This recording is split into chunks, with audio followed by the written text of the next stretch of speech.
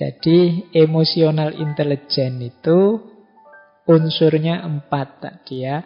Kesadaran diri dan pengaturan diri dan kesadaran sosial serta pengaturan relasi dengan orang lain.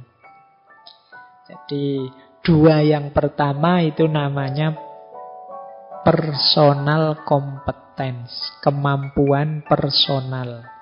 2 yang terakhir namanya social competence, kemampuan sosial. Ini kayak kuliah beneran ya kalau kayak gini slide-nya. Dianggap kuliah saja. Jadi kesadaran kita sadar emosi kita dan mampu mengelolanya. Kita sadar sebagai makhluk sosial dan mampu mengelolanya. Sebenarnya kuncinya itu yang disebut kompetensi personal dan kompetensi sosial. Yang sadar itu namanya what I see, apa yang harus aku lihat, apa yang harus aku penuhi. Kalau yang pengaturan itu what I do, apa yang harus aku lakukan. Jadi yang disadari dan yang dilakukan, baik sehubungan dengan diri kita sebagai pribadi maupun diri kita sebagai makhluk sosial. Sederhananya itu sebenarnya kecerdasan emosi itu. Nah, sekarang kita gali satu demi satu. Kesadaran diri itu cirinya 4. Yang pertama tadi ya, mampu mengenali emosi dalam diri kita. Saya itu rasanya sekarang kayak gimana sih? Itu bisa. Saya Pak rasanya capek Pak, bosen Pak, lelah Pak, jenuh Pak, dan lain sebagainya. Ini mampu mengenali emosi. Terus menerima diri apa adanya. Kan sulit kadang orang itu susah menerima dirinya. Menganggapnya dirinya baik terus. Tidak sadar kadang-kadang ya banyak jelek-jeleknya. Jadi tahu dan menerima. Saya baru sadar misalnya, loh saya kalau ngaji kok ngadep sana terus ya, tidak pernah ngadep sini ya. Jangan-jangan ada yang tidak beres ini di emosinya. Misalnya ada dorongan-dorongan tidak sadar ngadep sana misalnya. Nah ini diterima dulu. Iya ya, mestinya ya tidak begitu. Mestinya ya ngadep ke sana juga, ngadep teman-teman cowok-cowok yang di sana. Kok saya ngadep sini terus ya misalnya. Nah, dan itu bukan harga mati. Berarti kan besok ngajinya ngadep sana juga lah, tidak ngadep sini. Tapi diterima dulu. Kalau orang denial, menyangkal, enggak, kebetulan saja ngadep sini. Biasanya juga tidak begitu. Misalnya menyangkal. Kalau menyangkal tidak ada perbaikan. Terimalah bahwa kita itu memang bisa keliru, bisa salah, bisa tidak pas. Emosi kita bisa meleset. Untuk selanjutnya diperbaiki. Termasuk self-awareness itu percaya diri. Nah, cuma percaya diri sesuai kenyataan diri kita. Hari ini kan banyak orang itu memotivasi kita. Pokoknya kamu bisa deh, kamu bisa deh. Ya, tapi yo harus sadar kenyataan juga. Misalnya, wah saya pengen 2024 tak nyalon presiden yo. Wah terus bisa Pak, yo. Iya, kamu tidak realistis namanya. Percaya diri ya, tapi sadar kenyataan juga. Ini lebih sehat untuk emosi kita. Kemudian yang terakhir, mampu menertawakan diri. Ini menarik. Menertawakan diri itu berarti apa? Aku menerima bahwa aku ini banyak kekurangan juga. Ada salah, ada khilafnya juga. Meskipun aku ya tidak putus asa. Jadi ini kan terus menertawakan diri. Bodoh banget yo aku ini. Gitu. Saya sering kalau mahasiswa itu di kelas diperintah apa tidak bisa, itu malah ketawa. Harusnya kan sedih, dia malah ketawa. Nggak bisa ya Pak, nggak mampu ya Pak. Kan sering begitu. Jadi, kamu sudah baca belum? Belum baca ya Pak. Terus ketawa. Tidak apa-apa loh. Anggap saja itu menertawakan dirimu. Kadang-kadang kan aku heran, loh, kamu ketawa, yang diketawain siapa?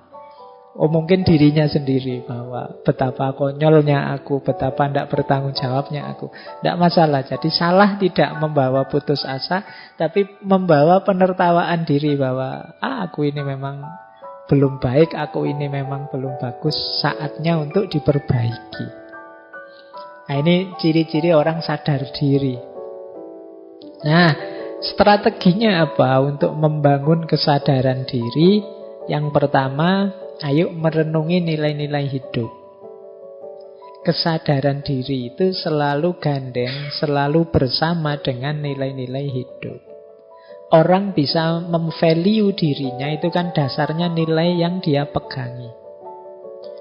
Aku kok marah, padahal harusnya aku ini penyabar loh. Dalam hidup ini yang lebih utama itu sabar. Loh, sabar itu nilai yang kita yakini utama. Sehingga ketika kita marah berarti kita keluar dari nilai yang kita yakini. Loh, aku kok ngamuan padahal aku ini orang Islam. Katanya Islam itu rahmatan lil alamin, cinta damai. Berarti meleset yang aku lakukan ini. Loh, itu kesadarannya muncul karena kita sadar nilai. Yo, nilai ini jadi standarnya. Kalau kita tidak punya standar, ya kita tidak tahu sudah meleset apa belum. Yang kedua, untuk sadar diri, mari sering-sering mengamati efek dari emosi yang kita ungkapkan. Saya marah-marah tadi loh, kira-kira ada baiknya enggak sih? Aku maki-maki tadi kira-kira positifnya apa ya? Coba sekali-sekali teman-teman melakukan itu. Apa sekedar kelegaan perasaan saja? Tidakkah itu menyakiti orang lain? Tidakkah itu menambah masalah saja? Tidakkah itu memutus silaturahim persaudaraan? Nah, ini namanya memperhatikan efek dari emosi. Kita itu sering demi kelegaan sesaat mengorbankan nilai-nilai yang jauh lebih tinggi, lebih besar. Ini berarti kita belum cerdas secara emosi. Biarlah aku menahan diri meskipun dia maki-maki aku seperti itu. Asal kita tetap bersaudara, tidak apa-apalah. Ini kan tidak enak, tapi demi nilai yang lebih tinggi, kepentingan yang lebih besar. Kemudian penting juga kita pahami apa atau siapa yang bisa menekan tombol. Ini istilahnya menekan tombol. Ini ada teman kalau ngomong nyelekit. Ketemu yang kayak gini ini biasanya aku mudah terpancing marah. Jadi kita waspada. Awas ini anak cerewet yang tadi ini gitu. Itu kita tahu dia yang bisa menekan tombol kita. Atau bukan orang tapi peristiwa. Atau apapun itu. Jadi kita terus waspada, ngerti. Ini yang bisa mancing aku jadi meleset. Ini yang bisa mengarahkanku jadi kacau ini. Kemudian cari feedback yang bagus. Manusia itu ada keterbatasannya, termasuk ketika kita membaca diri kita sendiri. Seringkali tidak objektif. Yang jelek kita anggap baik dan lain sebagainya. Maka pendapat orang, komentar orang perlu kita cari juga. Jangan-jangan kita merasa ngomongnya sudah baik, ternyata menyakiti orang. Ini namanya feedback. Untuk dapat feedback yang baik, kita perlu teman yang dipercaya. Cari teman yang bisa dipercaya.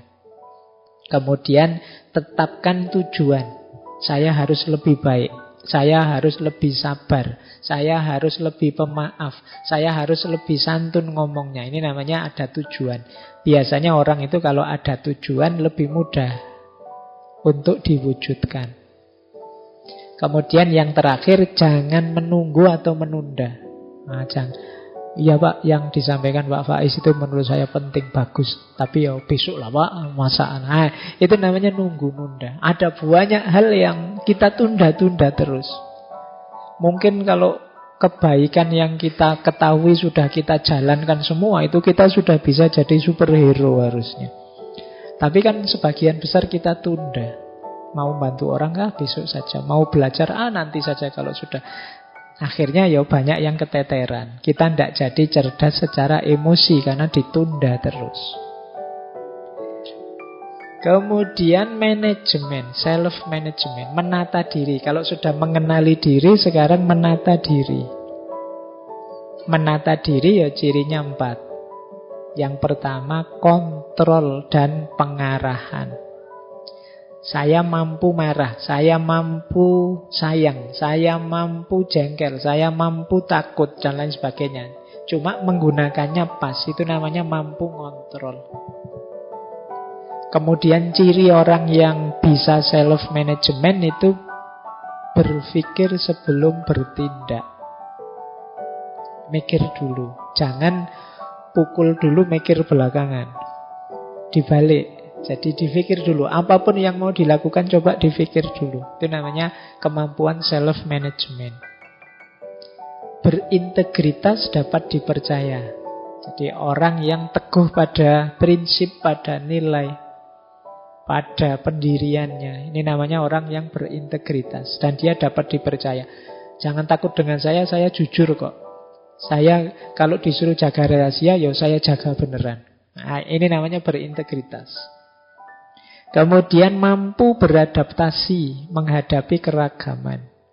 Seperti tadi ya, seperti sabuk. Tadi kita lentur menghadapi perubahan-perubahan situasi. Ini ciri orang yang self-management, mampu menata diri. Strateginya 4 untuk memudahkan self-management. Yang pertama apa? Kendalikan self-talk. Self-talk itu vonis kita, penilaian kita, rayuan kita pada diri kita sendiri, itu self-talk. Jangan sering-sering bilang, aku kok begitu ya, dasar bodoh. Nah, ini self-talk. Nganggap dirinya sendiri bodoh. Jadi, bicaralah yang baik-baik terhadap dirimu. Karena itu akan jadi mantra yang membentukmu. Jadi kalau teman-teman membaca diri, aku masih bisa lebih baik, daripada bilang pada dirimu, aku ini orangnya jelek. Nah, jadi ini penting self-talk ini. Kita itu sering mensugesti diri kita secara negatif. Dan biasanya ya ke situ nanti diri kita terbentuk. Siapa sih saya ini, Pak? Saya itu hanya remah-remah. Iya, kan sering kemarin anak-anak bilang begitu. Ya kamu akan jadi remah-remah beneran. Akan lebih positif ya, masih banyak hal yang belum saya mampu Pak, tapi insya Allah tidak lama lagi yang ingin saya bisa akan saya kuasai. Nah itu kan lebih positif, membuatmu bersemangat untuk berjuang. Jadi kendalikan self-talk. Kemudian hitung sampai 10. Ini sebenarnya adagium. Jadi hitung sampai 10 itu kalau mau melakukan apa-apa dipikir dulu. Wah kurang ajar dia, ngomong jelek tentang aku di medsos, tak bales Sebelum bales dihitung dulu sampai 10. Bales bener apa enggak, nanti efeknya apa kalau dibales. Sudahlah pokoknya harus menang. Kedua, dibales tenan apa enggak, nanti sampai 10 kali coba, undur sampai 10 kali. Ini sebenarnya memberi kesempatan kita untuk berpikir dulu deh. Pertimbangkan masak-masak, termasuk efeknya. Karena kalau sudah terkirim, apalagi sudah dibaca sana, nanti jangan-jangan masalah baru muncul. Sudah terlanjur diucapkan, didengarkan orang, jangan-jangan problem baru lahir. Wong kalau sudah diucapkan, dia sudah menjelma jadi energi suara. Yang energi ini tidak akan hilang, tidak akan habis. Kalau itu negatif, dia akan negatif selamanya. Nah, jadi hitung sampai 10. Kalau masih kurang, hitung sampai 100. Masih kurang, hitung sampai 1000. Sampai 10.000 boleh. Pak, saya mau marah, Pak. Ayo ngitung dulu sampai 100. 1, 2. Wah, tambah marah saya, Pak. Jengkel gara-gara ngitungnya tadi, Pak. Ayo ngitung sampai 10.000 kalau gitu ngitung. Jadi untuk meredakan emosi, biar pikiran jernih kembali. Kemudian ada lagi tips yang bilang banyak senyum dan gembira. Itu mencerahkan pikiran. Ya kalau kita merengut saja, kalau kita susah diajak ketawa, diajak senyum, itu biasanya sepaneng kalau bahasa Jawa nih. Kaku, tegang terus. Itu ndak enak. Bergaul dengan teman yang kaku kayak gini kan ndak enak. Ndak bisa diajak guyon. Dari mana mas? Dari belakang. Kan sulit, ndak enak. Mau kemana? Mau ke depan. Nggak bisa diajak guyon. Baik, ya hidup ya sekali-sekali ada sendaguronya. Butuh dalam rangka apa? Biar pikiran jernih. Kok jalan kaki saja mas? Emangnya mau ngerangkak apa? Marah terus ikutannya. Oke, baik ya. Jadi banyak senyum biar segar. Ini sebenarnya analogi dari optimis lah. Segala sesuatu itu tergantung caramu menanggapi kok. Apalagi yang terakhir itu, dari segala sesuatu kita bisa mengambil pelajaran yang positif. Waduh, saya salah kemarin itu Pak. Alhamdulillah saya sekarang dapat pelajaran baru. Jadi kesalahan jadi pelajaran. Sehingga kita tidak putus asa, sehingga kita tidak sedih terus-terusan. Mungkin ini caranya Allah memberiku pelajaran, sehingga aku ngalami yang tidak enak, ngalami yang buruk. Besok semoga lebih baik lagi hidupku. Nah, ini self-management. Yang ketiga, social awareness. Kesadaran sosial. Ya antara lain tadi ya, kalau tadi memahami emosi diri, kalau sekarang memahami emosinya orang lain. Mampu berempati. Saya tahu kamu sedang prihatin, sedang sedih. Sudahlah, urusan dengan saya nanti saja kalau sudah tenang. Ini namanya mampu berempati. Saya tidak suka sih dengan kamu, tapi kamu sedang berbelasungkawa. Sudahlah, musuhannya nanti sajalah sekarang. Saya minggir dulu biar kamu tidak tambah sedih. Ini namanya punya kecerdasan emosional yang tinggi. Jadi tidak egois, yang dipikir dirinya sendiri saja, tapi juga mampu memposisikan diri di posisinya orang lain. Kemudian mampu berorganisasi. Kalau pas jadi pimpinan, dia jadi pemimpin yang baik. Kalau pas jadi yang dipimpin, dia juga jadi rakyat yang dipimpin yang baik. Ini namanya social awareness. Disuruh merintah ya bisa, diperintah ya mau. Nah, ini namanya social awareness. Banyak di antara kita yang disuruh mimpin tidak bisa, jadi anak buah tidak mau. Itu kan sulit. Tidak punya social awareness, tidak punya kesadaran sosial. Lo hidup bareng orang lain itu kan banyak fungsi yang bermain. Kita perlu kesadaran berorganisasi. Di sini peranku apa, kalau dia perannya apa, dan lain sebagainya. Ini namanya kesadaran berorganisasi. Termasuk social awareness. Kemudian orientasi melayani. Orientasi melayani itu yang ada di pikiran kita. Apa yang terbaik yang bisa aku berikan pada orang lain. Apa yang paling bagus yang bisa aku berikan pada mereka. Itu namanya orientasi melayani. Dan jadi pendengar yang baik. Ya, seperti tadi ya, jangan dikira pendengar yang baik itu mudah. Kita itu cenderung gatel kalau sudah jadi pendengar itu. Kesusu ingin menasehati lah, ingin segera memberi advice lah, ingin mengeluarkan teori-teori lah. Kita itu sering tidak betah kalau jadi pendengar. Padahal secara teori kan gampang. Ala Pak tinggal diem saja kan nanti mendengar. Iya, tapi saya tidak nyamin kamu tangguh kalau tidak latihan jadi pendengar yang baik. Nah, strateginya apa untuk kesadaran sosial ini? Ini saya terjemah acak saja. Terjemahnya kayak ceramah ya. Senyum, salam, sapa, sopan, santun. 5S, tidak cuma 3S. Jadi senyumlah, hidup ini indah. Salam dan sapa. menunjukkan kita peduli pada orang lain. Sopan itu akhlak, santun itu adab. Jadi ini nanti jadi kunci kehidupan sosial yang baik.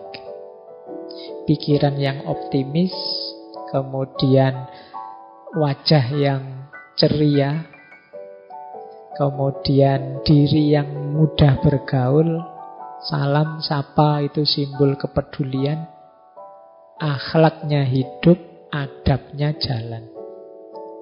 Ini akan membantu menghidupkan kesadaran sosial. Kemudian walk in their shoes. Walk in their shoes itu berjalan dengan sepatunya mereka. Ini namanya empati. Kalau kita ngobrol dengan anak kecil, ya cara ngomongnya kita turunkan ke level anak kecil. Ngobrol dengan orang tua, ya sesuai dengan tataran orang tua. Itu namanya walk in their shoes. Itu bagian dari empati.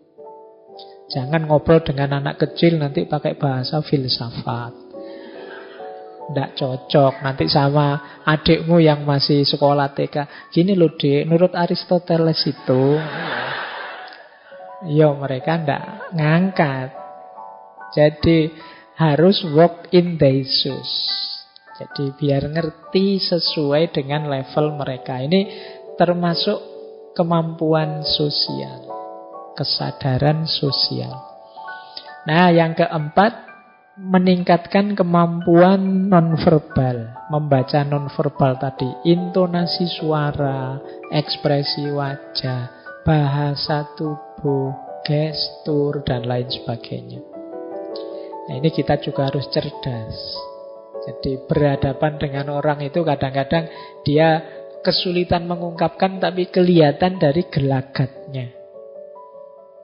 Jadi mungkin intonasi suaranya tiba-tiba jadi bulat misalnya. Waduh, gimana ya Pak? Salah itu berarti dia sedang gelisah. Atau ekspresi wajahnya, atau bahasa tubuhnya, gestur yang dia pakai dan lain sebagainya. Entah sadar entah tidak. Nah itu kalau kita cerdas di sini ya berarti kemampuan emosional kita lumayan. Karena dia bagian dari kesadaran sosial. Baik.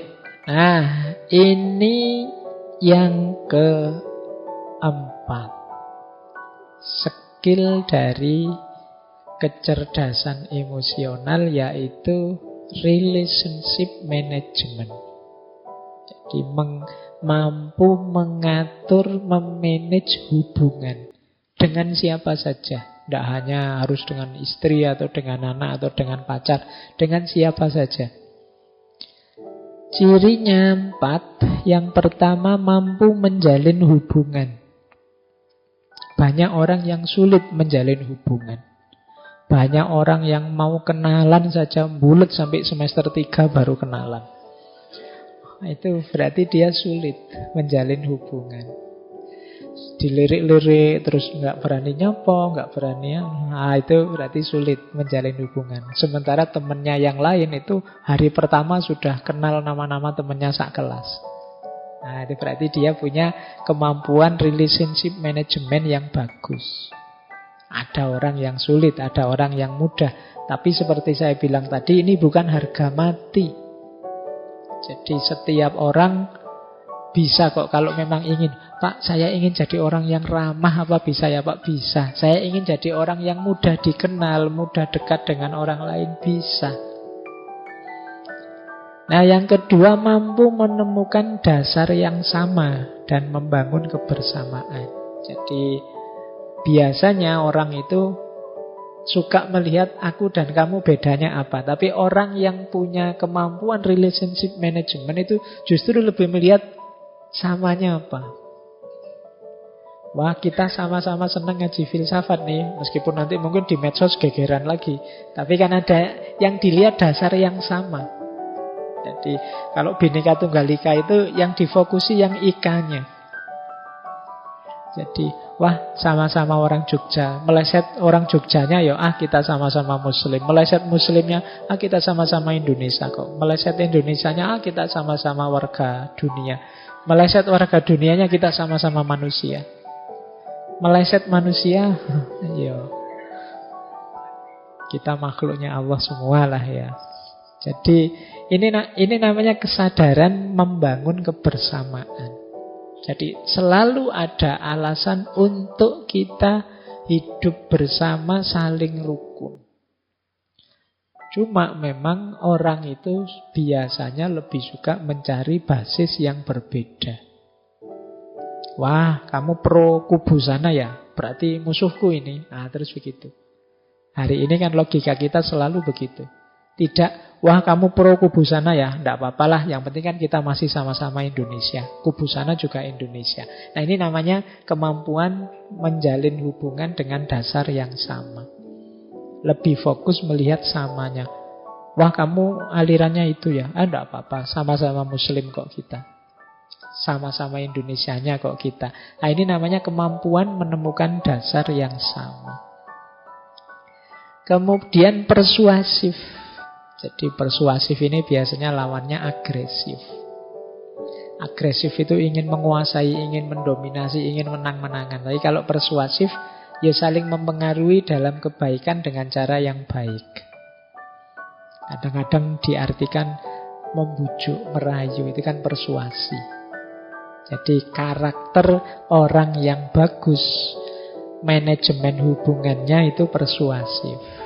Jadi mendorong orang, membangkitkan orang tanpa harus mendominasi, tanpa harus memaksa, tanpa harus menyerang. Kemudian komitmen, dedikasi, dan melayani. Jadi hidup bersama itu kan biasanya kan ada kesepakatan bersama. Ada keinginan bersama, cita-cita bersama. Nah, orang yang canggih pengaturan emosinya itu mampu berkomitmen. Jadi, wah ini urusan bareng-bareng kita bersama. Tidak apa-apalah saya sedikit berkorban, yang penting keinginan kita bersama tercapai. Ini namanya komitmen. Kemudian dedikasi. Dedikasi itu yang mempersembahkan diri untuk demi kebersamaan. Nyambung dengan melayani tadi. Nah, strateginya jujur, terbuka, memahami. Jadi kalau kita jujur itu enak. Orang tahu apa yang kita inginkan, apa yang kita sukai atau tidak kita sukai. Kemudian terbuka. Orang terbuka itu enak karena dia masih bisa diajak ngobrol, dia masih bisa diajak diskusi, dia masih bisa saling menasehati. Karena kalau orang sudah tertutup, mengklaim dirinya yang paling benar, paling tinggi, paling baik, paling bagus, dia tidak akan bisa saling dengan kita. Dia pasti inginnya dia lebih tinggi, kita di bawahnya. Kalau sudah seperti ini ya sulit untuk membangun hubungan yang baik. Makanya ada hadis yang menyatakan kita harus menolong saudara kita, baik yang zalim atau yang mazlum. Zalim ini ingin berposisi di atas, mazlum itu yang memposisikan dirinya di bawah. Dua-duanya harus kita tolong, karena relasi yang zalim dan mazlum ini relasi yang tidak sehat, bahkan relasi yang tabrakan dengan semangat tauhid. Jadi terbuka dan mau memahami, mau menerima kritik, mau ngaku, mau memperbaiki kalau salah. Itu kan enak. Kita punya teman dikritik tidak marah, kalau pas salah ya dia ngaku, begitu sadar salah dia siap memperbaiki. Kita lebih senang teman yang seperti ini daripada teman yang mungkin pinter tapi ingin menang terus, ingin unggul terus, tidak mau disalahkan. Maka kembangkanlah mental ini kalau ingin jadi pribadi yang menyenangkan, disukai. Jadi sadari bahwa kita itu ya banyak kelemahan. Terima kasih masih ada teman yang mengingatkan. Kemudian akui kalau kita memang salah dan siap memperbaiki.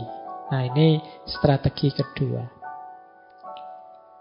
Yang ketiga, mengakui yang dirasakan orang lain. Ini bagian dari empati tadi. Kalau ada teman curhat bilang saya sedih, oh iya, tidak apa-apa, yang sabar. Ya, ini namanya menerima dan mengakui. yang dirasakan oleh orang lain. Kemudian hargai setiap momen kebersamaan. Jadi kan ada orang itu kalau pas bareng-bareng malah tidak saling peduli, saling cuek. Ya ini berarti kurang bagus relationship manajemennya. Lama tidak ketemu, begitu ketemu gimana kabarnya? Baik, terus sudah. Yang satu pegang HP ngadep sana, satu pegang HP ngadep sana. Nah, berarti momen yang sebenarnya berharga tapi jadinya tidak dihargai. Wah, kok sudah waktunya kita berpisah ya, padahal baru saja ketemu. Sejak tadi sebenarnya wong yo tadi cuma ngelihat HP-nya terus. Jadi tidak menghargai kebersamaan. Kemudian tidak pelit. Ya, teman kalau pelit itu sudah kiamat, itu sudah. Pelit apa saja. Ada teman pelit waktu misalnya, diajak apa saja tidak bisa. Yuk jalan-jalan, yuk. Wah, tidak bisa nih, aku ada acara ini. Yuk yuk tidak bisa, saya ada tugas. Jadi pelit waktu. Meluangkan waktu sebentar untuk kita saja tidak mau. Apalagi pelit uang. Pinjem dong sedikit. Oh, susah nyarinya, kamu tinggal pinjem. Ya, jadi tidak enak ya kalau punya teman terlalu pelit. Atau pelit tenaga, suruh bantu-bantu tidak mau. Urusan-urusanmu sendiri kok, aku yang capek misalnya. Nah, kalau ingin jadi pribadi yang menarik, yang cerdas secara emosi, ya mari latihan untuk tidak pelit. Ini sebenarnya pelajaran dari kurban. Ini besok kan kita mau berkorban. Dunia ini masih tetap tertib, aman, enak, nyaman karena banyak orang yang masih mau berkorban. Kalau semua orang egois, tidak mau berkorban, dunia ini mesti kiamat. Kalau orang tua egois, tidak mau kalah sama anaknya, dia ingin enak sendiri, anak urusan nanti, itu keteteran mesti dalam keluarga. Anak juga begitu, tidak peduli orang tua, mesti kacau. Harus ada yang punya jiwa, punya semangat berkorban. Dosen misalnya, ya mungkin mengorbankan waktu, mengorbankan tenaga, mengorbankan biaya untuk mahasiswanya, wajar. Kalau dosen, aku tidak mau capek-capek untuk kamu, atau tidak mau ya sulit punya mahasiswa yang berkualitas. Jadi di antara rahasia relationship management itu ya kesediaan untuk saling berkorban, tidak pelit.